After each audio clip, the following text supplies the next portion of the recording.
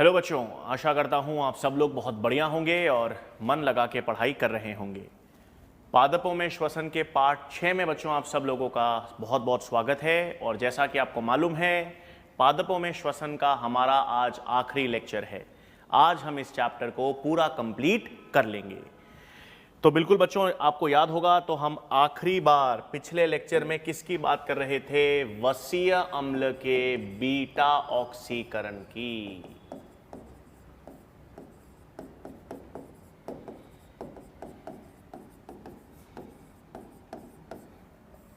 ठीक है बच्चों, तो लास्ट लेक्चर में अगर आपको याद होगा तो हम किसकी बात कर रहे थे? वसीय अम्ल के बीटा ऑक्सीकरण की बात कर रहे थे।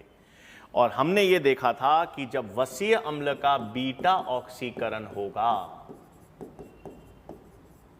तो वसीय अम्ल के बीटा ऑक्सीकरण से किसका निर्माण होता है? एसिटाइल कोएंजाइम ए, जो कि 2 कार्बन होती है ना। तो वसीय अम्ल के बीटा ऑक्सीकरण से बच्चों हमें पता है क्या बनेगा? Acetyl coenzyme A. हमने ये भी देखा था कि अगर n कार्बन एटम की संख्या है, अगर वसीय अम्ल में n बच्चों यदि कार्बन की संख्या है तो कितने एसिटाइल कोएंजाइम ए का निर्माण होगा? n/2, है ना। वसीय अम्ल में अगर 10 कार्बन, 12 कार्बन, 14 कार्बन, वसीय अम्ल में कार्बन की संख्या अगर n है तो हमें पता है कितने एसिटाइल कोएंजाइम बनेंगे? n/2। और हमने देखा था चक्र कितने चलेंगे? n/2 -1 बीटा ऑक्सीकरण चक्र चलेंगे। और जितने बीटा ऑक्सीकरण चक्र चलेंगे कम, उतने ही NADH का निर्माण होगा और उतने ही FADH का निर्माण होगा, है ना बच्चों। तो वसीय अम्ल के बीटा ऑक्सीकरण में जिस भी वसीय अम्ल का बीटा ऑक्सीकरण होगा उस वसीय अम्ल में यदि n कार्बन की संख्या है तो एसिटाइल कोएंजाइम में उसके आधे n/2 बनेंगे और चक्र n/2 -1 पर चलेगा।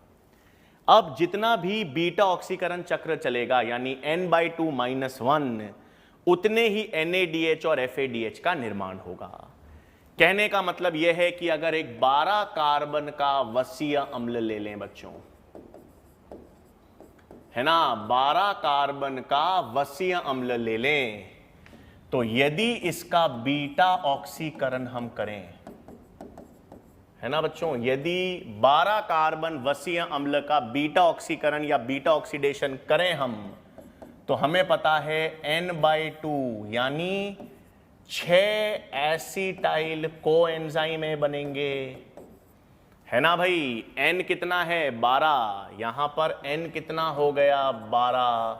तो n/2 एसिटाइल कोएंजाइम कितने बने बच्चों? 6। n/2 -1 चक्र चलेगा, इसका मतलब 5 FADH बनेंगे। n/2 -1 यानी 5 NADH बनेंगे, है ना बच्चों। यही तो होगा। अब ऊर्जा कैसे निकालोगे? सवाल तो ऊर्जा पर आएगा भाई, सवाल तो ऊर्जा निकालेंगे। तो कैसे? सुनो, NADH तो हमें पता है एक NADH से 3 ATP निकलते हैं। हमें पता है ना NADH के ऑक्सीकरण से कितनी ऊर्जा मिलती है? 3 ATP। FADH के ऑक्सीकरण से कितनी ऊर्जा मिलती है? 2 ATP। और एसिटाइल कोएंजाइम के ऑक्सीकरण से, एसिटाइल कोएंजाइम क्या दर्शाता है? हाँ, क्रेब्स चक्र। तो एसिटाइल कोएंजाइम 12 ATP, तो एसिटाइल कोएंजाइम से 12 ATP, FADH से 2 ATP, NADH से 3 ATP। तो 6 × 12, 5 × 10, 5 × 3, 6 एसिटाइल कोएंजाइम है 6 इंटू 12 एटीपी करेंगे तो कितना आएगा 72 एटीपीज। 5 FADH हैं, इंटू 2 करा, 1 FADH से 2 ATP तो 10 ATP। 5 NADH हैं, इंटू 3 कितने 15 ATP। तो कुल मिलाकर कितने आ गए भाई, कुल मिलाकर आ गए 97 ATPs। इसमें से 2 ATP माइनस करेंगे तो आंसर क्या आएगा 95 ATP। ठीक है, 6 एसिटाइल कोएंजाइम हैं तो इंटू 12 किया 72, 5 FADH इंटू 2 किया 10, 5 NADH इंटू 3 किए 15, कुल कितने आए 97। उसमें से 2 ATP माइनस किया और आंसर क्या आया 95 ATPs। हाँ सर, ये 2 ATP माइनस क्यों करे अभी बताऊंगा। 2 ATP माइनस क्यों किए अभी हम देखेंगे, लेकिन उससे पहले ये हमारे पास एक सेल है, ये सेल में माइटोकॉन्ड्रिया है। वसीय अम्ल का बीटा ऑक्सीकरण कहां हो रहा है, माइटोकॉन्ड्रिया में, है ना भाई। वसीय अम्ल का बीटा ऑक्सीकरण ऑक्सीड कहां होता है, माइटोकॉन्ड्रिया में। वसीय अम्ल का संश्लेषण, वसीय अम्ल का संश्लेषण कहां होता है, कोशिका द्रव्य में। वसीय अम्ल बनते कहां हैं, कोशिका द्रव्य में, और टूटते कहां हैं, माइटोकॉन्ड्रिया में जाकर। तो उनको माइटोकॉन्ड्रिया में स्थानांतरित करने का 2 ATP खर्चा है। माइटोकॉन्ड्रिया में स्थानांतरण करने का 2 ATP खर्चा है। तो 2 ATP माइनस क्यों करते हैं, क्योंकि वसीय अम्ल का ऑक्सीकरण तो माइटोकॉन्ड्रिया में है, पादपों में होगा तो पेरोक्सिसोम्स में है, पेरोक्सिसोम्स में ले जाने के लिए भी 2 ATP खर्चा होगा। वसीय अम्ल बनेंगे हमेशा कोशिका द्रव्य में, संश्लेषण कहां होगा भाई, कोशिका द्रव्य में, और माइटोकॉन्ड्रिया में ऑक्सीकरण होगा या पेरोक्सिसोम्स में ऑक्सीकरण होगा। तो माइटोकॉन्ड्रिया या पेरोक्सिसोम्स में ले जाने का खर्चा 2 ATP है ना बच्चों। तो एक सवाल करें अब पामेटिक अम्ल ले लो बच्चों, पामेटिक अम्ल, ये सवाल नीट का है, आ भी चुका है। 16 कार्बन का वसीय अम्ल है। पामेटिक अम्ल कितना कार्बन है, 16 कार्बन। तो पामेटिक अम्ल का यदि ऑक्सीकरण किया जाए, पामेटिक अम्ल का पूर्ण ऑक्सीकरण किया जाए बच्चों, तो कुल कितने ATP बनेंगे, अब निकालो इसे। पामेटिक अम्ल का यदि पूर्ण ऑक्सीकरण किया जाए तो कितने ATP निकलेंगे, अब निकालें, आ जाओ। तो N कितना 16, N/2 कितने एसिटाइल कोएंजाइम है, 8 एसिटाइल कोएंजाइम है। चक्र N/2 -1 चलेगा, यानी 7 NADH, उतने ही 7 FADH। निकालें ऊर्जा, इंटू 12, 96 ATP तो ये हो गए, इंटू 3 21 ATP ये हो गए, इंटू 2 14 ATP कितने हो गए भाई 131 ATP। 2 ATP खर्चा होगा उसको स्थानांतरित करने का। तो उत्तर क्या हो गया बच्चों 129 ATP, है ना। तो 16 कार्बन पामेटिक अम्ल का यदि बीटा ऑक्सीकरण किया जाए तो उनके बीटा ऑक्सीकरण से 129 ATP, है ना। हमने पढ़ा था शुरुआत में ही कि कार्बोहाइड्रेट्स की तुलना में वसीय अम्ल ज्यादा ऊर्जा देंगे। ग्लूकोज 6 कार्बन का होता है तो अपन ने 36 या 38 ATP बनाए। पामेटिक अम्ल वसीय अम्ल है, ग्लूकोज से कहीं ज्यादा ऊर्जा देगा। तो पामेटिक अम्ल के ऑक्सीकरण से कितनी ऊर्जा आ रही है 129 ATP। तो कोई भी वसीय अम्ल हो मैंने बताया था इवन नंबर ऑफ कार्बन अम्ल का होना चाहिए, 14, 16, 12, 10। ऑड नंबर वाले कार्बन के वसीय अम्ल अगर हैं तो उनका बीटा ऑक्सीकरण से ऊर्जा ज्ञात नहीं कर सकते। तो कोई भी प्रश्न आएगा बच्चों तो वो इवन नंबर वाले वसीय अम्ल पर ही आएगा, और उसके या उससे ऊर्जा निकालने का तरीका ये हमने देख लिया है। ठीक है बच्चों, तो वसीय अम्ल का ऑक्सीकरण हमने देख लिया। फिर बच्चों हां, अब यहां पर हम किसकी बात करेंगे? याद है मैंने कहा था कीटोन बॉडीज। ठीक है, कीटोन बॉडीज का नाम कहां आया था बच्चों? उत्सर्जन में और हार्मोन्स वाले चैप्टर में, याद है? हां, डायबिटीज वाला रोग देखा था, डायबिटीज मेलाइटस, जब मूत्र में कीटोन बॉडीज भी निकलती थी। हां, ये कीटोन बॉडीज। तो सबसे पहली चीज बच्चों, सबसे पहली चीज आपको पता होनी चाहिए कि ये कीटोन बॉडीज हमारे शरीर में कब बनती हैं।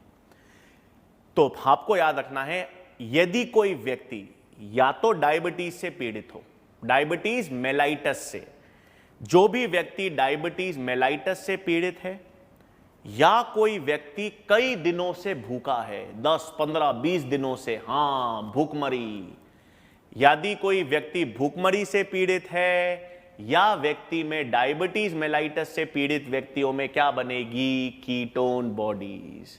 तो पहला लक्षण आपको पता होना चाहिए भाई कि कीटोन बॉडीज का निर्माण कब होता है। तो कीटोन बॉडीज का निर्माण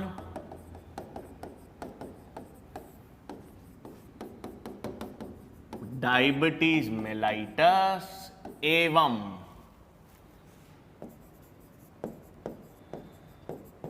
भूखमरी, जिसे अपन अंग्रेजी में कहते हैं स्टारवेशन, में होता है ना। तो कीटोन बॉडीज का निर्माण किस में होगा बच्चों? डायबिटीज से पीड़ित व्यक्तियों में या कई दिनों से भूखे व्यक्तियों में।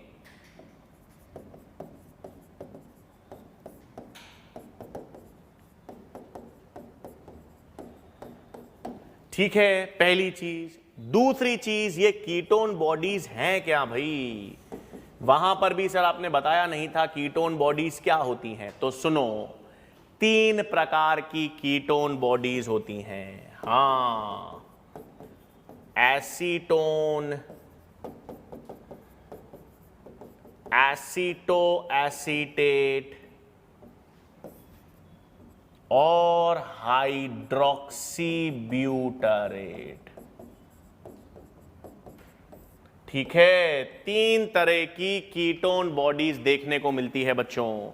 एसीटोन एक कीटोन बॉडी है, एसीटो एसीटेट, हाइड्रोक्सी ब्यूटारेट, ये 3 प्रकार की कीटोन बॉडीज मानव शरीर में बनती है। और ये 3, हां मानव शरीर में बनती है बच्चों, ये पादपों में नहीं बनती। ये लक्षण केवल मानव में देखा जाता है। तो ketone bodies acetone, aceto acetate, hydroxy butyrate, ये 3 प्रकार की कीटोन बॉडीज हैं। ये 3 प्रकार की कीटोन बॉडीज 2 प्रकार के व्यक्तियों में बनेगी। या तो एक व्यक्ति जो कई दिनों से भूखा है उसमें कीटोन बॉडीज मिलेगी। ठीक है, तो रास्ते पे चलते हुए हमको जो भिखारी मिलते हैं ना कभी बेचो, तो उनका मुंह, उनकी जो स्मेल होती है उसमें उनमें मुंह से एसीटोन की बदबू आती है। वो इसलिए आ सकती है क्योंकि अगर उन्होंने कई दिनों से खाना नहीं खाया। तो जो व्यक्ति कई दिनों से भूखा है उसके शरीर में कीटोन बॉडीज बन रही हैं और वो एसीटोन की बदबू मुंह से आ सकती है। हां, और या व्यक्ति किस रोग से पीड़ित है? Diabetes mellitus. तो डायबिटीज मेलाइटिस से पीड़ित व्यक्ति हो या कई दिनों से भूखा व्यक्ति हो, उसमें कीटोन बॉडीज बनेंगी। अब ये करती क्या है?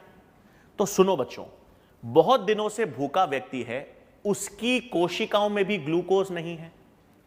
बहुत दिनों से भूखा व्यक्ति जो है उसकी कोशिकाओं में ग्लूकोज तो है ही नहीं, क्योंकि वो कुछ खा ही नहीं रहा। लेकिन सर डायबिटीज मेलाइटिस में तो ज्यादा ग्लूकोज होता है। डायबिटीज मेलाइटिस में तो ग्लूकोज का स्तर बढ़ जाता है। अरे हां, ग्लूकोज का स्तर रुधिर में बढ़ जाता है। रुधिर में, ब्लड में ग्लूकोज की मात्रा बढ़ जाती है।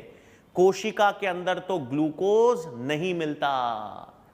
यही तो प्रॉब्लम है डायबिटीज मेलाइटिस की कि ग्लूकोज शुगर ज्यादा हो जाती है, लेकिन शुगर ज्यादा ब्लड में हो जाती है, सेल को तो मिल ही नहीं रही, है ना भाई। दो अवस्थाएं हैं, एक अवस्था में तो आपको खाना ही नहीं मिल रहा, खाना ही नहीं मिल रहा, बहुत दिनों से भूखे हो, स्टारवेशन, तब कीटोन बॉडीज बनेंगी। और या एक दावत में आपको बुलाया, आपको दावत दिख रही है, लेकिन दावत में खाना दिख रहा है, उस खाने तक पहुंच नहीं पा रहे, खाना खा नहीं पा रहे, वो डायबिटीज मेलाइटस है। दावत मतलब ग्लूकोज तो बहुत ज्यादा है, लेकिन ब्लड में ज्यादा है, कोशिकाओं को ग्लूकोज नहीं मिल रहा, कोशिकाएं ग्लूकोज के लिए भूखी हैं। इन दोनों अवस्थाओं में क्या बनेगी? Ketone bodies. और क्या करेंगी? ऊर्जा देती हैं। हां, जब शरीर में ग्लूकोज नहीं है, शरीर में नहीं मतलब कोशिका में ग्लूकोज नहीं है। डायबिटीज में शरीर में तो है, ब्लड में ग्लूकोज ज्यादा है, कोशिका के भीतर ग्लूकोज नहीं है। तो कोशिका के भीतर ग्लूकोज नहीं है तो ऊर्जा कैसे मिलेगी कोशिका को? फिर कोशिका कीटोन बॉडीज बनाती हैं। तो ये कीटोन बॉडीज क्या प्रदान करती हैं? ऊर्जा। अब आप बोलोगे सर ऊर्जा देती है तो अच्छी चीज है। अरे अच्छी चीज तो है, लेकिन ऊर्जा तो देंगे, लेकिन इससे अम्ल की मात्रा बढ़ती रहेगी। Aceto acetate, hydroxy butyrate, butyric अम्ल, एसिटिक अम्ल, ये सब अम्ल हैं बच्चों, कीटोन बॉडीज। और अम्ल हैं इसलिए ये एसिडिक H+ की मात्रा शरीर में बढ़ा देती हैं। और ज्यादा H+ की मात्रा, ज्यादा एसिडिटी शरीर के लिए बेहद हानिकारक होती है। तो कई दिनों से भूखा व्यक्ति है या डायबिटीज मेलाइटिस से पीड़ित है, मतलब कोशिका में ग्लूकोज नहीं है, तो शरीर की कोशिकाएं कीटोन बॉडीज बनाती हैं। कीटोन बॉडीज एक बार तो ऊर्जा दे देता है, लेकिन कीटोन बॉडीज की मात्रा अगर शरीर में बढ़ती जाएगी तो अम्लीयता या H+ मात्रा बढ़ती जाएगी, जो शरीर को नुकसान देगी। ठीक है, तो कीटोन बॉडीज किस अवस्था में बनती है? पहली चीज। कौन सी कीटोन बॉडीज होती हैं? दूसरी चीज। कीटोन बॉडीज का काम क्या है? ऊर्जा देती है, तीसरी चीज। और हानिकारक क्यों है बच्चों? क्योंकि वो एसिडिक यानी अम्लीय वातावरण उत्पन्न करती है, जो नुकसान देता है। ठीक है, तो ये लक्षण आपको कीटोन बॉडीज के पता होने चाहिए। कब बनेंगी? डायबिटीज मेलाइटस और भुखमरी की अवस्था में। कौन प्रकार की कीटोन बॉडीज हैं? Acetone, aceto acetate, hydroxy butyrate. काम क्या करेंगे? ऊर्जा देंगे, क्योंकि ग्लूकोज की अनुपस्थिति में। ऊर्जा कब देंगे? जब ग्लूकोज की अनुपस्थिति होगी।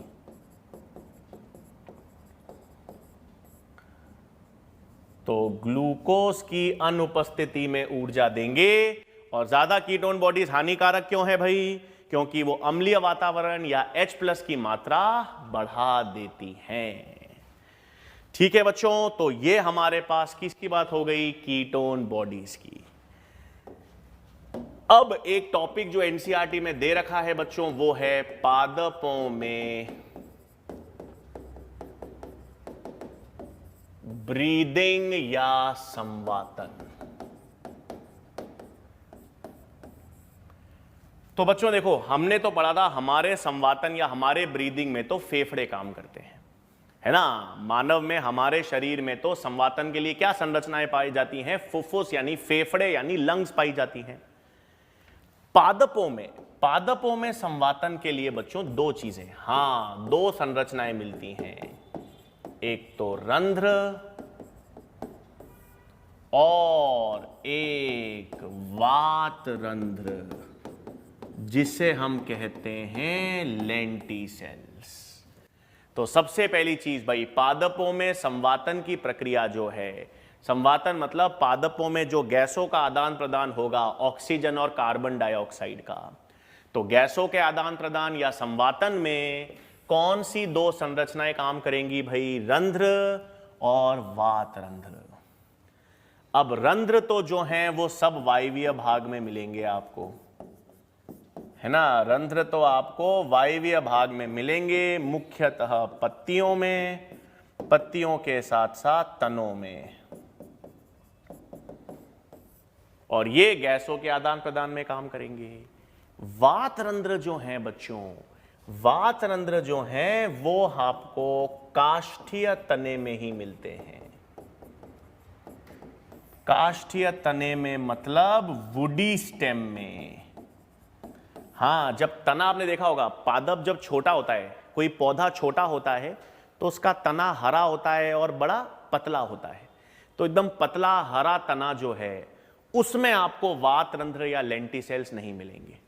जब वो पौधा बड़ा हो जाएगा, वृक्ष का रूप ले लेगा, जब उसका तना चौड़ा हो जाएगा, भूरा हो जाएगा, हाँ, द्वितीयक वृद्धि जब हो जाएगी पादपों में। हम एनाटॉमी में पढ़ेंगे भाई, पादपों में प्लांट एनाटॉमी पढ़नी है हमको आगे, तो उसमें अपन पढ़ेंगे कि ये वातरंध्र का निर्माण कैसे होगा।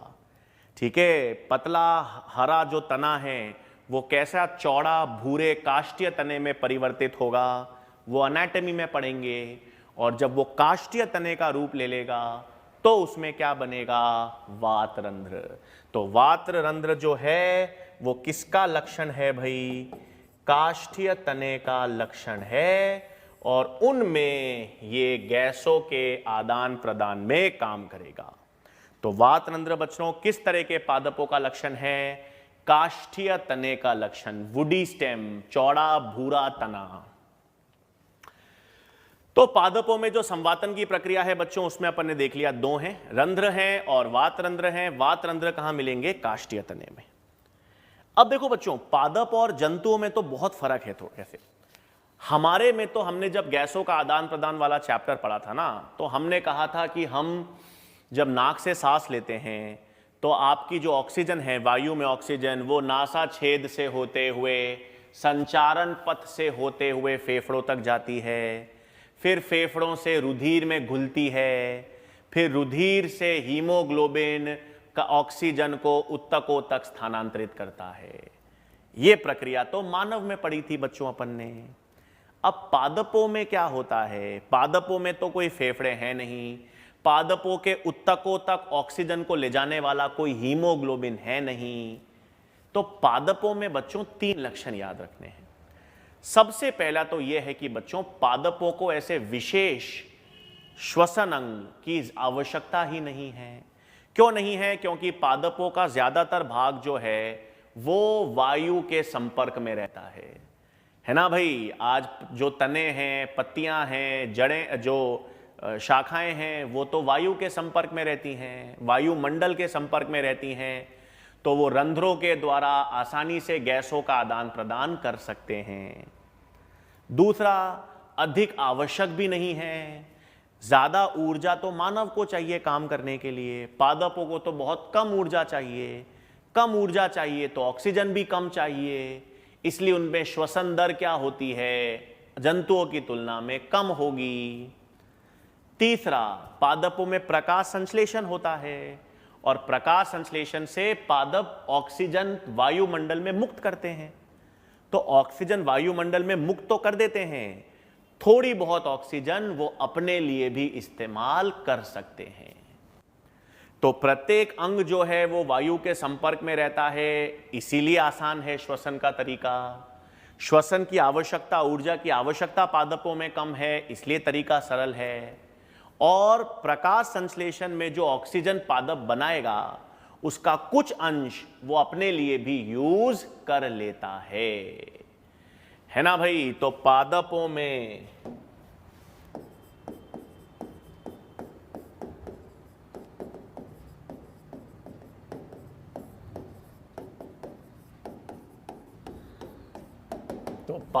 में श्वसन के लक्षणों में तीन याद रखेंगे। सबसे पहले तो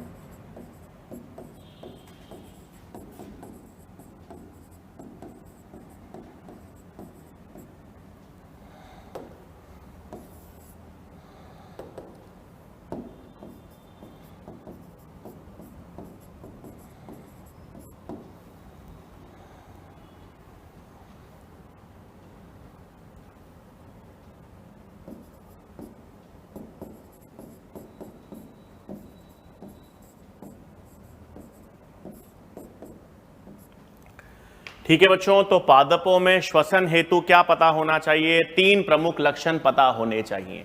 सबसे पहले तो पादपों का प्रत्येक भाग जो है वो वायुमंडल के संपर्क में रहेगा, इसलिए अपनी ऑक्सीजन पूर्ति स्वयं करने में सक्षम होगा।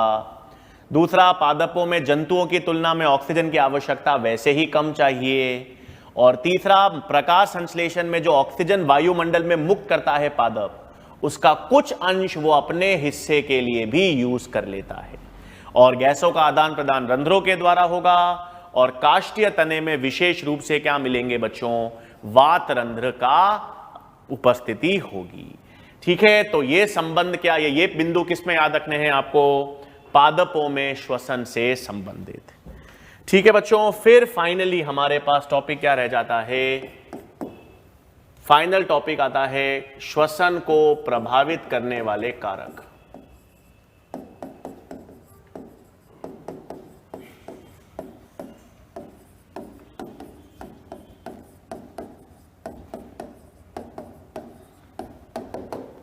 ठीक है, तो अब नेक्स्ट क्या देखेंगे भाई? श्वसन को प्रभावित करने वाले कारक की बात।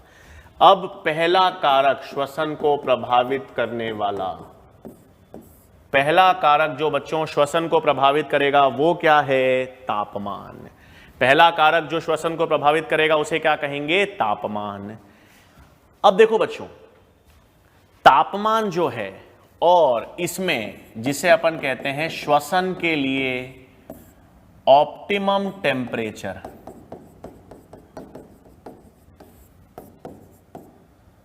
या जिसे अपन कहते हैं इष्टतम तापमान, वो होता है लगभग 20 से 35 डिग्री सेंटीग्रेड। ठीक है, 20 से 35 कह सकते हो, 20 से 37 डिग्री सेंटीग्रेड। ठीक है, 2, 4, 5 डिग्री सेंटीग्रेड इधर उधर हो सकता है, लेकिन जो तापमान है श्वसन को प्रभावित करने वाला, उसमें जो इष्टतम तापमान है, मतलब जो अनुकूलन तापमान है श्वसन के लिए, वो है 20 से 35 डिग्री सेंटीग्रेड। 20 डिग्री सेंटीग्रेड से तापमान अगर कम हो जाता है, 20 डिग्री सेंटीग्रेड से तापमान ज्यादा कम हो जाएगा। ज्यादा कम तापमान होने पर एंजाइम्स की क्रिया धीमी पड़ जाती है। एंजाइम्स की क्रिया धीमी पड़ जाएगी तो श्वसन की क्रिया भी धीमी पड़ जाएगी, क्योंकि श्वसन की सारी प्रक्रियाएं एंजाइम पर ही आधारित हैं। ग्लाइकोलिसिस हो, लिंक रिएक्शन हो, क्रेब चक्र हो, ईटीसी हो, सभी में एंजाइम्स ही काम कर रही हैं। तो अत्यधिक कम तापमान पर एंजाइम की क्रिया कम हो जाती है, श्वसन दर भी कम हो जाती है। 40 डिग्री सेंटीग्रेड से अधिक का तापमान हो, ज्यादा तापमान हो तो अधिक तापमान पर एंजाइम्स रासायनिक रूप से प्रोटीन्स होती हैं, तो उनका विकृतीकरण भी हो जाता है। इसीलिए सही तापमान श्वसन दर के लिए क्या होता है? 20 से 35 डिग्री सेंटीग्रेड। अधिक कम तापमान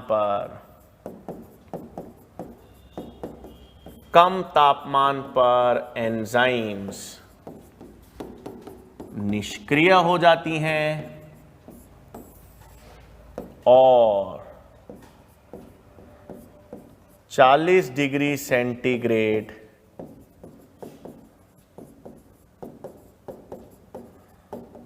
से अधिक तापमान पर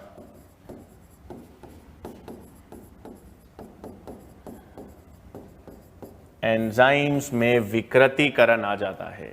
तो कम तापमान पर एंजाइम निष्क्रिय हो जाएंगी, 40 डिग्री सेंटीग्रेड से अधिक तापमान पर एंजाइम का विकृतीकरण हो जाता है। विकृतीकरण बता चुका हूं जैव अणु में, और इस कारण श्वसन दर क्या हो जाती है? कम।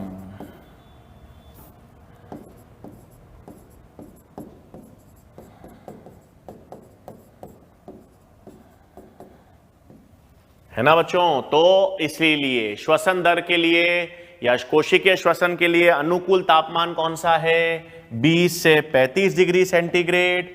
इसी तापमान के मध्य सर्वाधिक क्रिया है। हां, मानव का शरीर का तापमान 37 डिग्री सेंटीग्रेड होता है। 37 डिग्री सेंटीग्रेड पर भी एंजाइम सही काम करती हैं।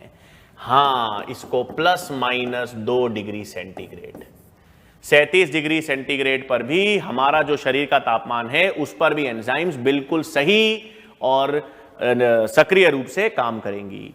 40 डिग्री सेंटीग्रेड से ज्यादा तापमान पर ही प्रॉब्लम आएगी और बहुत ज्यादा कम तापमान होने पर एंजाइम्स निष्क्रिय हो जाएंगी और श्वसन दर क्या हो जाती है, कम। तो अनुकूल तापमान क्या रहेगा भाई, 20 से 35 डिग्री सेंटीग्रेड। पहला तो हुआ तापमान। दूसरा प्रक्रिया, हां दूसरी प्रक्रिया बच्चों देखो, पादपों में सुन लेना। पादपों में यदि कोई भी ऐसी प्रक्रिया है जिसके लिए ऊर्जा की आवश्यकता होती है। अब पादपों में कौन कौन सी ऐसी प्रक्रियाएं हैं जिसके लिए ऊर्जा चाहिए? तो पादप मृदा से जब खनिज का अवशोषण करते हैं तो वो सक्रिय अवशोषण होता है। हम पढ़ेंगे आगे, नेक्स्ट चैप्टर हम प्रकाश संश्लेषण पढ़ेंगे। प्रकाश संश्लेषण के बाद जल संबंध, परिवहन वाला चैप्टर पढ़ेंगे, उसमें देखेंगे। तो मृदा से खनिज का अवशोषण जब पादप करता है ना बच्चों, तो उसके लिए ऊर्जा चाहिए। पादपों में कोई चोट पोट लग जाए तो मरम्मत करनी हो, वृद्धि करनी हो, उसके लिए ऊर्जा चाहिए। तो पादपों में विभाजन हो, पादपों में खनिज का अवशोषण हो, पादपों में वृद्धि या मरम्मत हो, इन सब चीजों के लिए ऊर्जा चाहिए। और जब ऊर्जा चाहिए तो ऊर्जा कहां से आएगी? श्वसन से। तो कोई भी प्रक्रिया जिसके लिए ऊर्जा की आवश्यकता पड़े वो श्वसन दर को बढ़ा देगी। पादपों को मृदा से खनिज अवशोषण करना है, उसके लिए ऊर्जा चाहिए, तो श्वसन दर बढ़ जाएगी, ज्यादा ऊर्जा बनेगी और उस ऊर्जा के कारण खनिज का अवशोषण होगा। पादपों में विभाजन के द्वारा वृद्धि करनी है, इसके लिए ऊर्जा चाहिए, श्वसन दर बढ़ जाएगी, ज्यादा ऊर्जा बनेगी, वृद्धि में काम होगा, है ना भाई। तो नेक्स्ट चीज, पादपों में वृद्धि,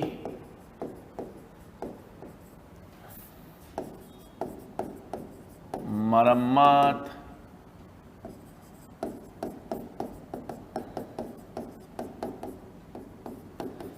मृदा से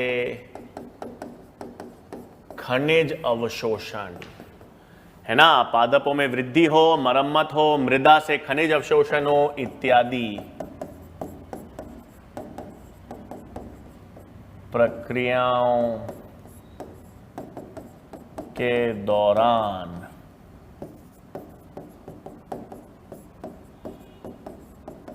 श्वसन दर क्या हो जाती है? बढ़ जाती है ना भाई। क्योंकि वृद्धि हो, मरम्मत हो, मृदा से खनिज का अवशोषण करना हो, इन सभी प्रक्रियाओं के लिए ऊर्जा आवश्यक होती है। इन सब के लिए ऊर्जा आवश्यक होती है और जिन भी प्रक्रियाओं के लिए ऊर्जा आवश्यक होगी तो वो ऊर्जा कहां से बनेगी? श्वसन से। तो श्वसन दर क्या होगी? बढ़ जाती है। ठीक है बच्चों। तीसरा एक प्रभाव होता है जिसे कहते हैं पास्चर प्रभाव। इसमें क्या है बच्चों, सुनो। मान लो आपके पास अवायवीय श्वसन हो रहा है। क्या हो रहा है? अवायवीय श्वसन। अब अवायवीय श्वसन अगर हो रहा है और उस अवायवीय श्वसन में अचानक से ऑक्सीजन दे दिया जाए, कोई भी एक कोशिका है, एक पादप कोशिका है जिसमें अवायवीय श्वसन हो रहा है, तो यदि कोई भी पादप कोशिका में बच्चों अवायवीय श्वसन हो रहा है और उसमें आप ऑक्सीजन डाल देते हो, तो ऑक्सीजन अवायवीय श्वसन को तो संदमित कर देगा ना। ऑक्सीजन अवायवीय श्वसन को रोक देगा। तो ऑक्सीजन अवायवीय श्वसन पर संदमक प्रभाव दर्शाएगा। हाँ, सीधी सी बात है। उसे ही पास्चर प्रभाव कहते हैं।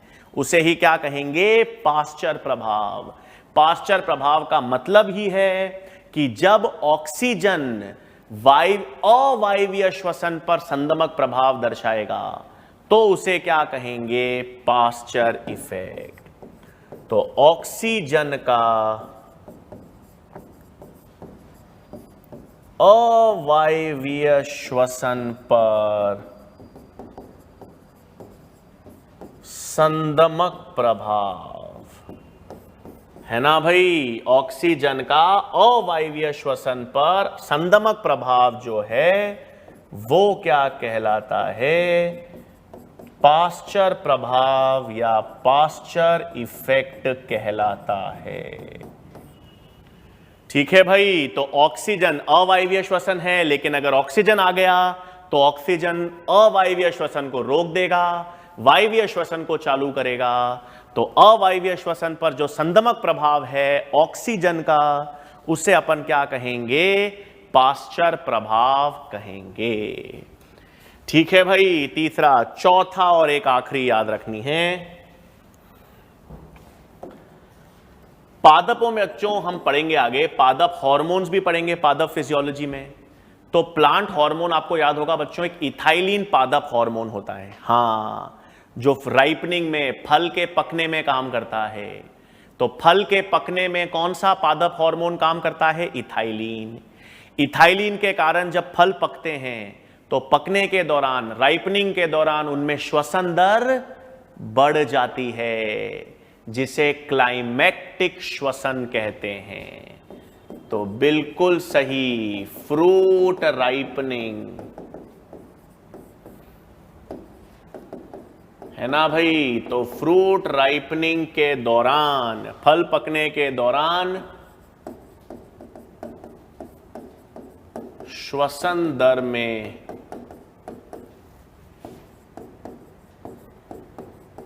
होने वाली वृद्धि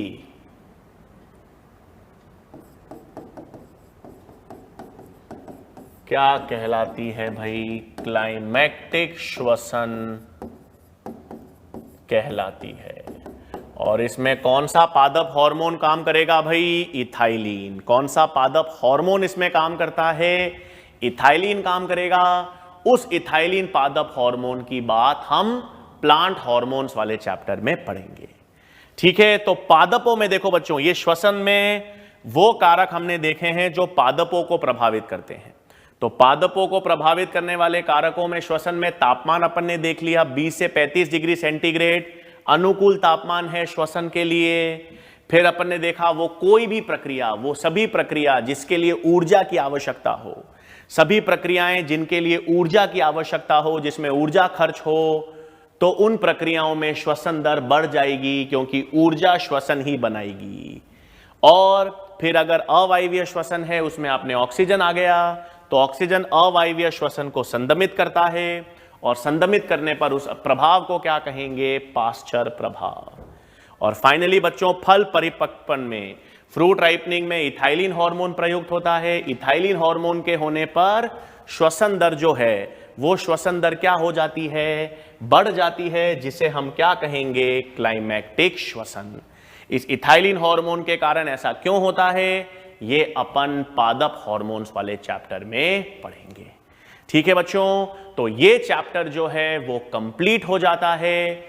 प्लांट फिजियोलॉजी का जो पहला चैप्टर है, कोशिकीय श्वसन या पादपों में श्वसन, वो हम कंप्लीट कर चुके हैं।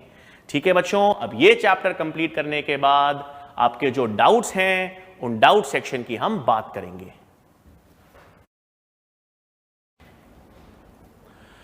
ठीक है बच्चों, तो चैप्टर तो हमने पूरा कंप्लीट कर लिया है। अब जो आपके डाउट्स आ रखे हैं बच्चों, ठीक है, जो आपने कमेंट सेक्शन में लिखकर आपने भेजे हैं और जो स्टूडियो पैनलिस्ट ने हमको आगे फॉरवर्ड किए हैं बच्चों, उनमें से कुछ जो अच्छे आपने डाउट्स पूछे हैं, क्वेश्चंस, उनके अब हम जवाब देंगे। ठीक है, अब देखो बच्चों, आप में से पहला क्वेश्चन था कि सर ये जो अमीबॉइड मूवमेंट आपने बताया था, है ना, ये जो अमीबॉइड गति आपने, अमीबॉइड मूवमेंट आपने बताया था, तो ये अमीबॉइड मूवमेंट सारे WBCs दिखाएंगे क्या सर, है ना? तो देखो बच्चों, अपन ने अमीबॉइड मूवमेंट में एग्जाम्पल लिखा था WBCs, बिल्कुल सही। अब WBCs तो 5 प्रकार के अपन ने पढ़े। ग्रैन्युलोसाइट्स पढ़े अपन ने, ए ग्रैन्युलोसाइट्स पढ़े, है ना। ग्रैन्युलोसाइट्स में न्यूट्रोफिल्स, इएसिनोफिल्स, बेसोफिल्स, और ए ग्रैन्युलोसाइट्स में मोनोसाइट्स और लिम्फोसाइट्स। तो वैसे तो बच्चों अधिकांश, हाँ, ज्यादातर WBCs अमीबॉइड मूवमेंट दर्शाते हैं, लेकिन उनमें से भी ज्यादातर जो भक्षण WBCs हैं, जो फैगोसाइटिक WBCs हैं, और भक्षण या फैगोसाइटोसिस वाले WBCs कौन से थे? न्यूट्रोफिल्स और मोनोसाइट्स, है ना। भक्षण में या फैगोसाइटोसिस में कौन काम करता था? न्यूट्रोफिल्स और मोनोसाइट्स। तो ज्यादातर अमीबॉइड मूवमेंट ये दोनों दर्शाते हैं। अब क्वेश्चन नीट में आ जाए कि सर WB अमीबॉइड मूवमेंट कौन दर्शाता है? ऑल WBCs, मोस्ट WBCs, ऐसा तो क्वेश्चन नहीं आए। और अगर आ भी जाए तो आप मोस्ट कर देना, ज्यादातर WBCs। और उनमें से भी कौन से WBC ज्यादातर? जो फैगोसाइटोसिस या भक्षण में काम करते हैं, यानी मोनोसाइट्स और न्यूट्रोफिल्स।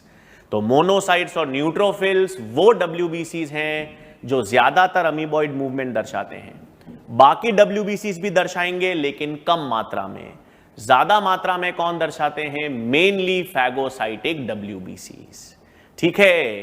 फिर बच्चों दूसरा क्वेश्चन आपने पूछा था, सर ये यूवुला का रोल क्या है? हाँ, वो जो यूवुला जिस पे जेरी लटकता था टॉम एंड जेरी में। हाँ, तो यूवुला जो है ना बच्चों, दो समझो, ये जो यूवुला का स्ट्रक्चर है वो मसल्स और संयोजी उत्तकों से बना है।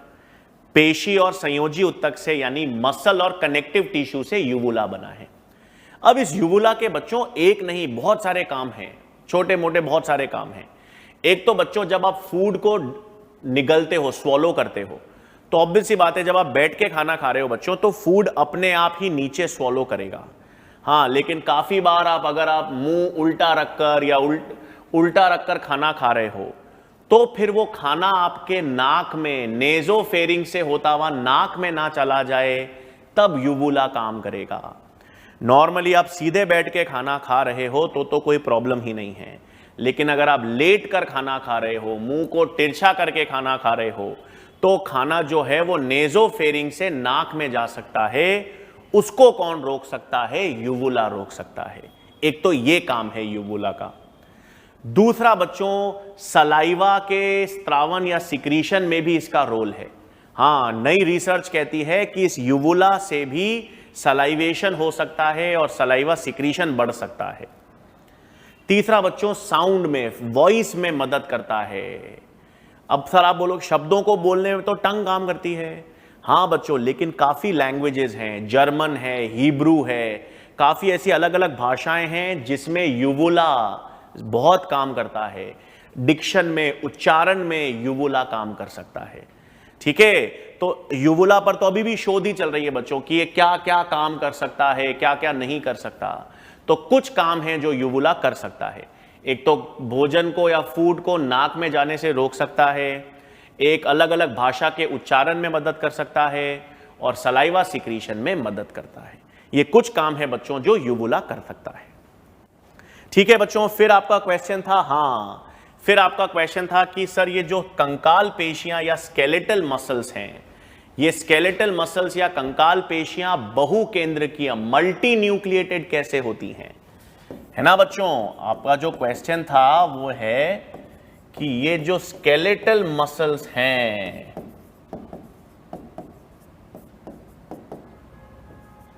यानी ये जो कंकाल पेशियां हैं सर, ये बहुकेंद्रकीय या मल्टी न्यूक्लिएटेड क्यों होती हैं?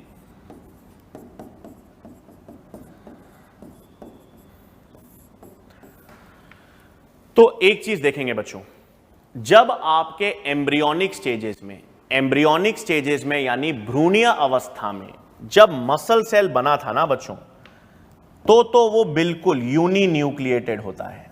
हां, भ्रूणीय अवस्था में एम्ब्रियोनिक स्टेजेस में जब मसल सेल आपके पास बना, तो मसल सेल में हर एक सेल या हर एक कोशिका में एक ही न्यूक्लियस था। फिर क्या हुआ बच्चों, इन सेल्स का कोशिका द्रव्य साइटोप्लाज्म फ्यूज हो गया। इन सेल्स में क्या हो गया, इन सेल्स का कोशिका द्रव्य संलयन, साइटोप्लाज्म फ्यूज हो गया। अब इन सब का साइटोप्लाज्म फ्यूज हुआ लेकिन न्यूक्लियस फ्यूज नहीं हुआ। इन सब का कोशिका द्रव्य, साइटोप्लाज्म तो सारे सेल्स का फ्यूज हो गया, लेकिन न्यूक्लियस नहीं हुआ। तो आगे चलकर ये एक सेल बन गया मसल सेल या मसल फाइबर, और उसका क्योंकि साइटोप्लाज्म फ्यूज हुआ था, न्यूक्लियस फ्यूज नहीं हुआ, केंद्रक फ्यूज नहीं हुआ, इसलिए मल्टी न्यूक्लिएटेड कंडीशन। और इसको अपन क्या कहते हैं या किस नाम से जानते हैं? सिनसाइटिकम। इसे अपन क्या कहते हैं बच्चों? सिनसाइटिकम। सिनसाइटिकम का मतलब कि सिन का मतलब है संलयन या फ्यूजन। तो दो सेल्स हैं, दो सेल्स अलग अलग हैं, दोनों सेल्स में अलग अलग न्यूक्लियस हैं। अब दोनों सेल्स का साइटोप्लाज्म, दोनों सेल्स का कोशिका द्रव्य जो है वो फ्यूज हो जाए, दोनों सेल्स का साइटोप्लाज्म या कोशिका द्रव्य फ्यूज हो जाए, तो एक ऐसा सेल बनेगा जिसमें दो न्यूक्लियस हैं, मतलब एक से ज्यादा न्यूक्लियस हैं, मतलब मल्टी न्यूक्लिएटेड हैं। तो कैसे मल्टी न्यूक्लिएटेड कंडीशन बनी? मल्टी न्यूक्लिएटेड कंडीशन कोशिका द्रव्य संलयन, साइटोप्लाज्मिक फ्यूजन के कारण बनी, जिसे क्या कहते हैं? सिनसाइटिकम।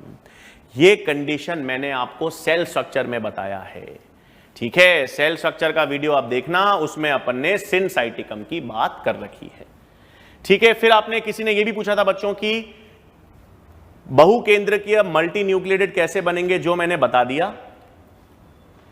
और फिर पूछा था कि रेखित स्ट्राइएटेड मसल्स क्यों होती हैं, तो ये तो बच्चों मैंने बता दिया था। अपन ने देखा था कि हमारे मसल्स में या पेशियों में A band, I band, A band, I band, A I, A band, I band, A band, I band alternate एकांतरित रूप से व्यवस्थित हैं। तो ए बैंड गहरा है, आई बैंड हल्का है, ए बैंड गहरा है, आई बैंड हल्का है। तो डार्क लाइट, गहरा हल्का बैंड्स हैं, इसके कारण आपको मसल्स स्ट्राइएटेड या रेखित दिखाई देती हैं, ठीक है? तो रेखित होने का कारण क्या है भाई? कि जो ये ए बैंड और आई बैंड हैं वो एकांतरित रूप से या ऑल्टरनेट अरेंज होते हैं, इसलिए स्ट्राइएटेड अपीयरेंस आती है, ठीक है? फिर एक अच्छा क्वेश्चन पूछा था बच्चों आपने कहा था कि सर ये एच जोन जो है वो हल्के रंग का क्यों है?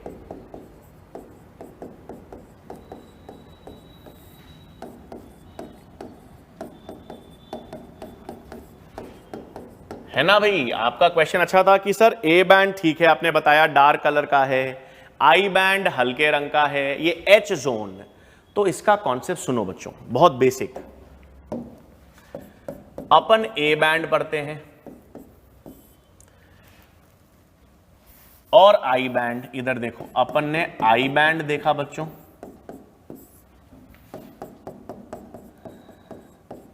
और ए बैंड देखा। सही बात, अपन ने आई बैंड और ए बैंड की बात की थी ना। अपन ने कहा आई बैंड जो है वो लाइट कलर का है और ए बैंड जो है वो डार्क कलर का है। तो पहले तो ये कि आई बैंड लाइट क्यों है, ए बैंड डार्क क्यों है, सुनो। आई बैंड में आपको केवल पतले तंतु मिलते हैं, थिन फिलामेंट्स। बताया था मैंने, आई बैंड में केवल क्या मिलते हैं? पतले तंतु, थिन फिलामेंट्स। और ए बैंड में आपको पतले और मोटे तंतु दोनों मिलते हैं।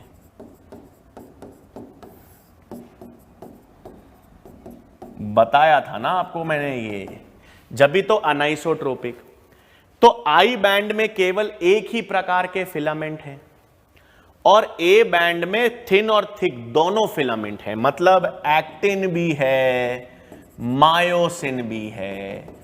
इसमें मेनली एक्टिन ही है, ट्रोपोनिन ट्रोपोमायोसिन भी है, लेकिन मेनली एक्टिन है। इसमें एक्टिन मायोसिन दोनों हैं, तो दोनों तरह के प्रोटीन्स इसमें मौजूद हैं। तो लाइट जो है वो ज्यादा ब्लॉक होगी ना, प्रकाश लाइट जो है वो ज्यादा ब्लॉक होगी, इसलिए गहरे रंग का है। इसमें केवल थिन फिलामेंट है एक्टिन, तो लाइट आसानी से पास कर पाएगी, प्रकाश आसानी से पास कर पाएगा, इसलिए हल्के रंग का है। अब आप सोचो, यही लॉजिक एच जोन में लगाओ। एच जोन है तो ए बैंड का हिस्सा, लेकिन एच जोन ए बैंड का वो हिस्सा है जिसमें केवल थिक फिलामेंट आते हैं। तो एच जोन में थिक और थिन दोनों फिलामेंट्स हैं या केवल थिक फिलामेंट है? एच जोन है तो ए बैंड का हिस्सा, लेकिन ए बैंड का वो हिस्सा है जिसमें केवल थिक फिलामेंट है, थिन है ही नहीं, उसमें केवल मायोसिन है। तो इसकी तुलना में हल्के रंग का हो गया ना। आ गई बात समझ में? आई बैंड तो लाइट कलर का क्यों है? क्योंकि आई बैंड में केवल एक ही प्रकार का तंतु है, केवल थिन फिलामेंट है एक। ए बैंड डार्क कलर का क्यों है? क्योंकि उसमें थिन और थिक दोनों फिलामेंट हैं। तो जब दोनों फिलामेंट हैं तो डार्क रंग है, और एक ही फिलामेंट है तो हल्का रंग है। तो एच जोन कहने को तो ए बैंड का हिस्सा है, लेकिन उसमें फिलामेंट केवल थिक ही तो है। तो एक ही फिलामेंट है, इसीलिए इससे हल्का है। और इससे थोड़ा गहरा क्यों है? क्योंकि इसमें पतला है फिलामेंट, इसमें मोटा फिलामेंट है। इसमें पतला मोटा ज्यादा है, दोनों हैं। तो ये सबसे डार्क, ये उससे कम हल्का, और ये सबसे हल्का। तो आई बैंड में केवल पतला फिलामेंट है, केवल पतला यानी थिन फिलामेंट है, तो ज्यादा लाइट पास कर सकती है, हल्का रंग। एच जोन जो है उसमें केवल मोटे, केवल थिक फिलामेंट हैं, तो थिन से मोटे हैं तो उससे कम लाइट जा सकती है, इसलिए इससे ज्यादा डार्क है। लेकिन ए बैंड में थिन और थिक दोनों फिलामेंट्स हैं, तो यह सबसे डार्क है। और इससे लाइट कौन है? H zone. ठीक है भाई, तो इसलिए एच जोन का कलर हल्का क्यों है? किससे हल्का है? ए बैंड से हल्का है। ए बैंड से हल्का क्यों हो गया एच जोन? क्योंकि उस ए बैंड में थिन और थिक दोनों फिलामेंट्स थे, लेकिन एच जोन में केवल थिक फिलामेंट्स हैं, तो कंपैरेटिवली ये ए बैंड से हल्का हो गया, लाइट इन कलर। ठीक है बच्चों, चलो क्लियर है चीज। फिर बच्चों ने क्वेश्चन पूछा था, सर ये कौनचा क्या होता है? ठीक है, आप में से किसी ने क्वेश्चन पूछा था, सर ये कौनचा क्या है? देखो बच्चों, हमारे नाक में नेजल बोन्स होती हैं, बिल्कुल। तो नाक में जो हड्डियां होती है ना बच्चों, वो नाक के अंदर की हड्डी घूमी हुई रहती है, हां, शेल के जैसी। ठीक है, तो कौनचा जो है ना बच्चों, तो नाक की हड्डियों का घुमावदार रूप। ठीक है, नाक की हड्डियों का स्पाइरल, घूमा हुआ रूप, घूमा हुआ हिस्सा क्या होता है? कौनचा। इस घूमे हुए हिस्से के कारण नाक का जो क्षेत्रफल है, सरफेस एरिया है, वो इंक्रीज या बढ़ जाता है। क्या बढ़ जाता है? Surface area. और नाक का सरफेस एरिया बढ़ जाएगा तो नाक तो कंडक्टिंग जोन का हिस्सा है, संचारण पथ का, तो ज्यादा समय मिलेगा एयर को ह्यूमिडिफाई, मॉइस्चर मिलने पर और रूम टेम्परेचर पर या आपके बॉडी टेम्परेचर पर आने के लिए। तो कौनचा का मतलब है एक तरह से ये घुमावदार शेल है ना, हाँ, ये घोंगा या ये आपके पास स्नेल का शेल होता है ना, उस शेप का कौनचा है। हड्डियों के जो आपके नाक की हड्डियां हैं, नेजल बोन्स हैं, उसका घुमावदार हिस्सा है जो सरफेस एरिया बढ़ा रहा है। और ज्यादा सरफेस एरिया का मतलब है एयर को ज्यादा समय मिल रहा है, ज्यादा एरिया मिल रहा है ह्यूमिडिफाई यानी मॉइस्चर अटेन करने के लिए और उसको बॉडी टेम्परेचर पर आने के लिए। ये किसका काम था? कौनचा का। लेकिन मैंने कहा था ये एग्जाम पॉइंट ऑफ व्यू से बिल्कुल भी जरूरी नहीं है। ठीक है बच्चों। अच्छा, फिर एक क्वेश्चन आपने पूछा था कि सर ये एसिटाइल कोलिन डिग्रेड क्यों होता है ना। ये जो न्यूरोट्रांसमीटर अपन पढ़ते हैं, कौन सा न्यूरोट्रांसमीटर? एसिटाइल कोलिन न्यूरोट्रांसमीटर है, ये डिग्रेड क्यों होता है ना। हाँ, अब देखो बच्चों, ये एसिटाइल कोलिन डिग्रेड क्यों होता है, नष्ट क्यों होता है, सुनो इसका कारण। यहां पर देखेंगे बच्चों, ये अपन ने एक साइनैप्स पढ़ा था,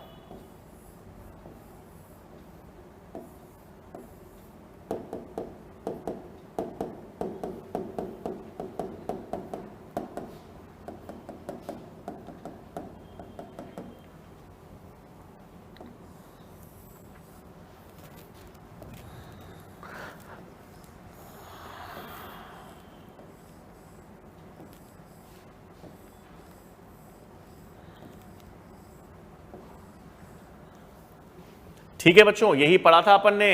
ये एक प्री साइनेप्टिक नॉब है, पूर्व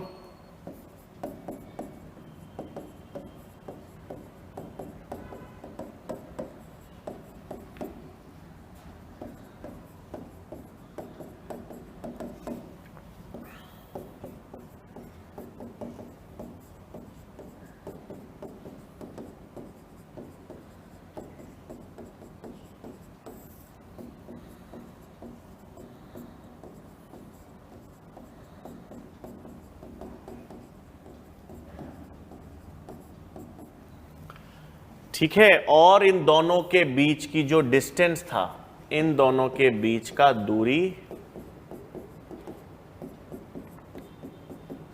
साइनेप्टिक क्लेफ्ट है ना बच्चों। यही अपन ने रासायनिक साइनेप्स या केमिकल साइनेप्स में बात की थी। केमिकल साइनेप्स में एक न्यूरॉन का सिरा यानी एक्सॉन का सिरा क्या है, प्री साइनेप्टिक झिल्ली है। दूसरे न्यूरॉन की शुरुआत यानी डेंड्राइट, वो है पश्च साइनेप्टिक झिल्ली। और दोनों के बीच का जो डिस्टेंस या दूरी है वो साइनेप्टिक क्लेफ्ट है ना। और ये जो है पश्च साइनेप्टिक झिल्ली या पोस्ट साइनेप्टिक मेम्ब्रेन पर आपको न्यूरोट्रांसमीटर के क्या मिलते हैं, रिसेप्टर्स या ग्राही।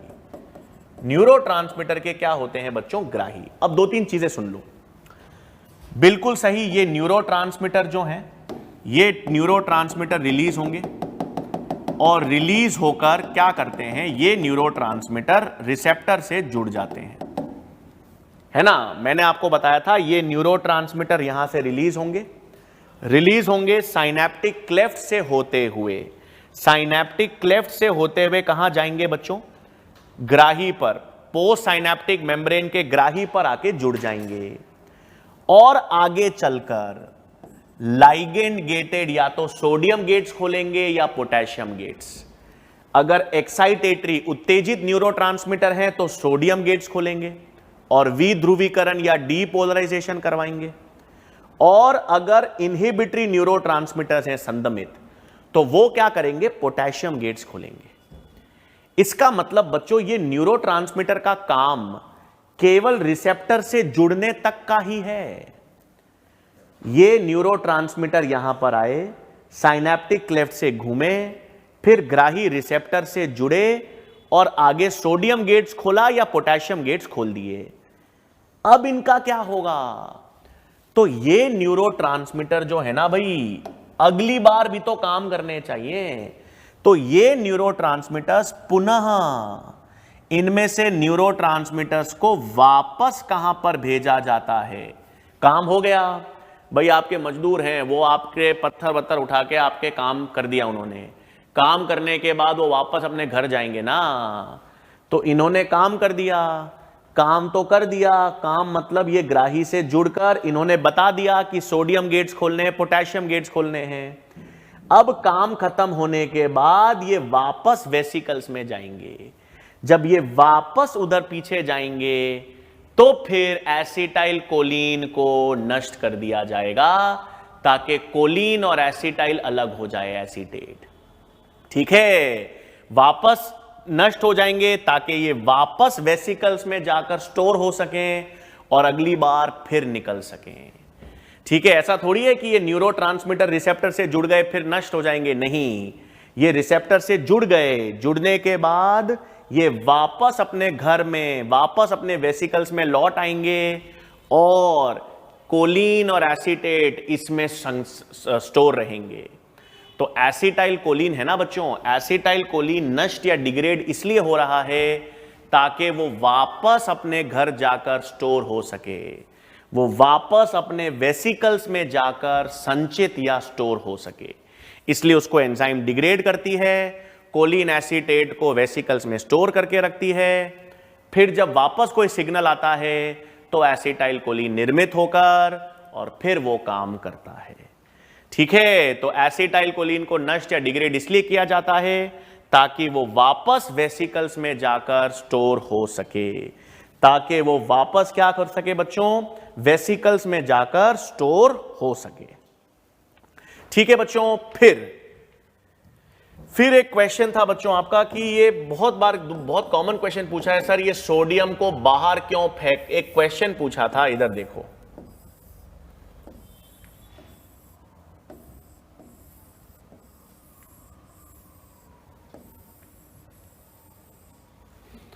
ये अपन ने एक न्यूरॉन का स्ट्रक्चर मैंने बताया था बच्चों, यहां पर अपन ने ये देखा था एक्सोलेमा। ठीक है, अब दो तीन चीजें बहुत ध्यान से सुन लेना बच्चों। वापस आपने जो डाउट्स आ रखे हैं वो मैं बता रहा हूं। मैंने आपको हमेशा ये बताया था बच्चों कि एक्सॉन जो बाहर है, जो एक्स्ट्रा सेलुलर फ्लूइड है, जो बाहर जो द्रव्य है, वहां पर सोडियम की कॉन्सेंट्रेशन ज्यादा है। मैंने आपको यह बताया था कि सेल के बाहर, कोशिका के बाहर की तरफ सोडियम की कॉन्सेंट्रेशन ज्यादा है।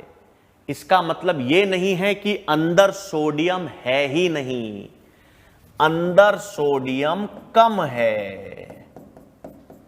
ठीक है, आप लोगों ने बहुत ये क्वेश्चन पूछा है कि सर सोडियम या पोटेशियम बाहर से अंदर जब है ही नहीं की बात नहीं है।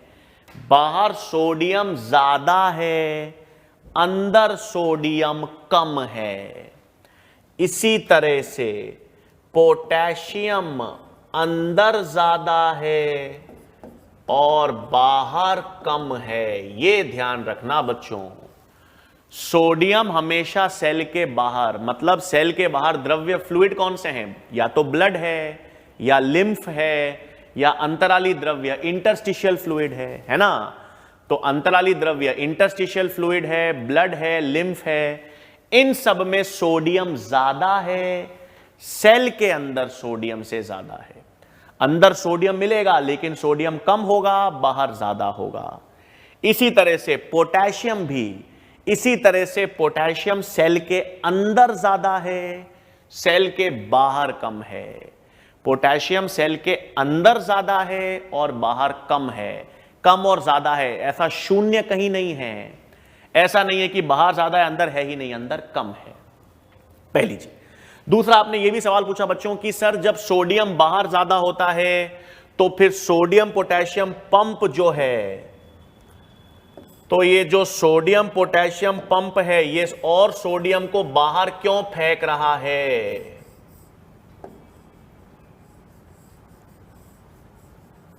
ना भाई? ये जो सोडियम पोटेशियम पंप है, आप में से क्वेश्चन ये भी था कि सर जब सोडियम बाहर ज्यादा है तो ये सोडियम बाहर क्यों फेंक रहा है? जब पोटेशियम अंदर ज्यादा है तो पोटेशियम को अंदर क्यों ला रहा है? अरे भाई इसलिए ताकि चार्ज डिफरेंस आ सके, ताकि झिल्ली मेम्ब्रेन के आर पार चार्ज डिफरेंस, आवेश का अंतर आ सके। अगर आवेश या चार्ज का डिफरेंस नहीं आएगा, आप अंदर की तरफ माइनस और बाहर की तरफ प्लस जनरेट करना है ना, ये करना पड़ेगा।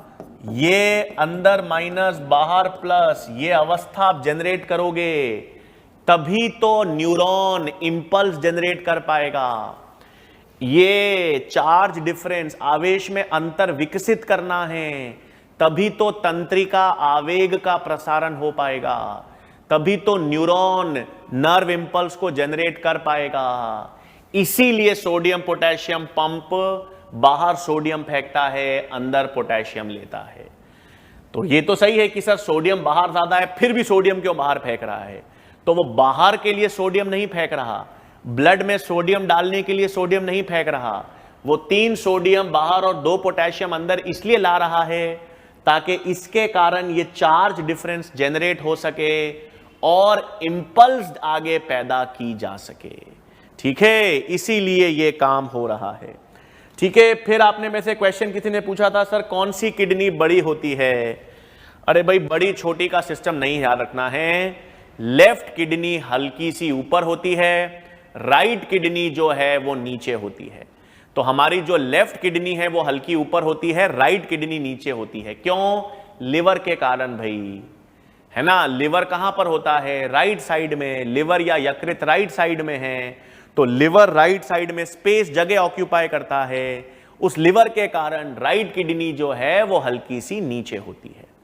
ठीक है, बाकी किडनी की साइज असमान होती है, इसमें बहुत सारे वेरिएशंस आ सकते हैं, बहुत सारे विकार या डिसऑर्डर्स के कारण किडनी की साइज छोटी बड़ी हो सकती है, लेकिन नॉर्मली लोकेशन स्थल में राइट किडनी लिवर के कारण, लिवर की उपस्थिति के कारण जो राइट किडनी है वो हल्की नीचे और छोटी होती है, लेफ्ट किडनी ऊपर की ओर और हल्की सी बड़ी होती है।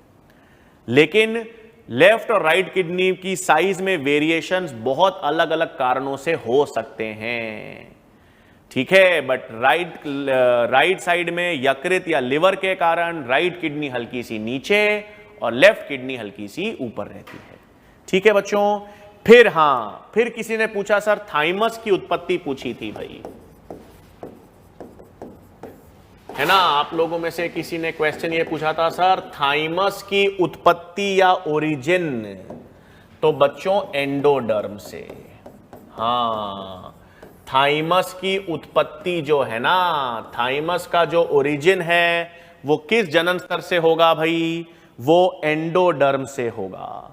तो एंडोडर्म से यानी कौन सा, सबसे अंदर वाली जनन स्तर जो है एंडोडर्म जर्म लेयर, उससे क्या ओरिजिनेट होगा, थाइमस उससे ओरिजिनेट होगा, ठीक है बच्चों। फिर आप में से किसी ने पूछा था सर ये एनाबॉलिज्म क्या होता है, एनाबॉलिज्म या उपचय। देखो बच्चों सिंपल सी चीज है, मैंने बहुत बार बताया भी होगा आपको शायद, जब हमारे शरीर में कोई भी चीज बनती है, सिंथेसाइज होती है, प्रोड्यूस होती है, निर्मित होती है, तो निर्माण को, बनने को एनाबॉलिज्म या उपचय कहते हैं। जैसे आपके शरीर में प्रोटीन्स का निर्माण हो रहा है, प्रोटीन्स बन रहे हैं तो प्रोटीन एनाबॉलिज्म, कार्बोहाइड्रेट्स बन रहे हैं, कार्बोहाइड्रेट एनाबॉलिज्म। हमारी शरीर में जब चीजों का निर्माण, फॉर्मेशन होता है तो उसे एनाबॉलिज्म कहते हैं। जब हमारे शरीर में चीजें टूटती हैं, जैसे अपन ने रेस्पिरेशन में पढ़ा, अभी रेस्पिरेशन में अपन ने ग्लूकोज को ऑक्सीडाइज तोड़ा ताकि एनर्जी जनरेट कर सकें, तो हमारे शरीर में जब चीजें टूटती हैं उनका ब्रेकडाउन होता है। और टूटना मतलब ब्रेकडाउन क्यों हो रहा है, एनर्जी जनरेट करने के लिए। कार्बोहाइड्रेट्स टूटकर ब्रेकडाउन से एनर्जी दे रहे हैं, फैट्स का ऑक्सीडेशन ब्रेकडाउन हो रहा है, एनर्जी दे रहे हैं। तो ब्रेकडाउन को हम क्या कहते हैं, कैटाबॉलिज्म कहते हैं, अपचय। तो चीजें बनती हैं, बनने को, फॉर्मेशन को हम क्या कहते हैं, एनाबॉलिज्म। और टूटना या शरीर में जब चीजें का ब्रेकडाउन होता है तो उसे हम क्या कहते हैं, कैटाबॉलिज्म कहते हैं, ठीक है बच्चों। अच्छा, फिर किसी ने पूछा था सर थायराइड जब होता है, हाँ, थायरोक्सिन की कमी होती है तो वेट क्यों बढ़ जाता है ना। थायराइड की कमी मतलब हाइपोथायरॉयडिज्म जब होता है, तो सर हाइपोथायरॉयडिज्म में वेट गेन क्यों होता है। देखो बच्चों, हाइपोथायरॉयडिज्म में वेट गेन, शरीर वेट गेन का एक ही कारण होता है कि जब थायराइड की कमी हो जाती है तो मेटाबॉलिज्म कम हो जाता है, तो शरीर में वाटर और सॉल्ट इकट्ठा होने लग जाता है। तो थायराइडिज्म में जो वेट गेन का कारण है कि वेट क्यों बढ़ जाता है हाइपोथायरॉयडिज्म में, इसका सिंपल सा कारण है कि शरीर में पानी यानी वाटर और सॉल्ट, पानी और नमक एकत्रित होने लग जाता है। तो शरीर में जब पानी और नमक इकट्ठा होने लग जाता है, सॉल्ट और वाटर स्टोर होने लग जाता है, उससे वेट बढ़ता है। इसीलिए जब हाइपरथायरॉयडिज्म होता है ना बच्चों, जरूरत से ज्यादा थायरोक्सिन काम करता है, जरूरत से ज्यादा मेटाबॉलिज्म होने लग जाता है, तो बहुत तेजी से ब्रेकडाउन होता है शरीर में मॉलिक्यूल्स का, तो उससे वेट लॉस भी हो सकता है, ठीक है। तो हाइपरथायरॉयडिज्म से वेट लॉस हो सकता है, हाइपोथायरॉयडिज्म से वेट गेन का कारण है पानी और नमक, वाटर और सॉल्ट बॉडी में इकट्ठे हो जाते हैं। फिर बच्चों आपने क्वेश्चन पूछा है इडीमा। इडीमा बच्चों मैंने सर्कुलेटरी सिस्टम में बताया था, मैंने बताया था जब सेल्स के अंदर या कोई कोशिका के अंदर या टिश्यूज के अंदर जब पानी या फ्लूइड भरने लग जाता है तो उसमें वो चीजें और सेल फूल जाता है, स्वेल हो जाता है, उसे इडीमा कहते हैं। तो सेल्स में या टिश्यूज में बच्चों जब फ्लूइड इकट्ठा होने लगता है, फ्लूइड एक्यूमुलेट होने लग जाता है ना, तो उस कंडीशन को अपन क्या कहते हैं, इडीमा। उस कंडीशन को हम क्या कहते हैं बच्चों, इडीमा कहते हैं, ठीक है बच्चों। तो ये आज हमने कुछ क्वेश्चंस जो थे आपके, जो आपने पैनलिस्ट के द्वारा जो मुझे फॉरवर्ड किए गए थे बच्चों, वो अपन ने आज डिस्कस किए हैं। ठीक है, इसी तरह से हर चैप्टर के कंप्लीशन पे, आपको मालूम ही है, हर चैप्टर के कंप्लीशन पर हम लोग ये डाउट सेशन करते रहते हैं। हाँ, प्रीवियस ईयर के क्वेश्चंस भी जरूर करते हैं, लेकिन हम जब प्लांट फिजियोलॉजी का पूरा यूनिट कंप्लीट कर लेंगे बच्चों, जैसे अपन ने ह्यूमन फिजियोलॉजी में किया था, जब अपन ने ह्यूमन फिजियोलॉजी कंप्लीट की थी तो अपन ने एक साथ प्रीवियस ईयर के क्वेश्चंस देखे थे ह्यूमन फिजियोलॉजी के। इसी तरह से बच्चों प्लांट फिजियोलॉजी का यूनिट जब पूरा हो जाएगा, जब हम प्लांट फिजियोलॉजी के 5 चैप्टर्स कंप्लीट कर लेंगे, उसके बाद हम प्रीवियस ईयर के क्वेश्चंस भी देखेंगे। अच्छे क्वेश्चंस जो नीट एम्स में आ चुके हैं, वो क्वेश्चंस हम लोग प्लांट फिजियोलॉजी के भी यूनिट कंप्लीट होने के बाद देखेंगे। ठीक है, अब नेक्स्ट लेक्चर में बच्चों, ये लेक्चर कंप्लीट हो गया है। नेक्स्ट लेक्चर में फिर हम प्रकाश संश्लेषण यानी फोटोसिंथेसिस वाला चैप्टर चालू करेंगे। इसी तरह से मन लगा के पढ़ते रहिए बच्चों। Thank you very much.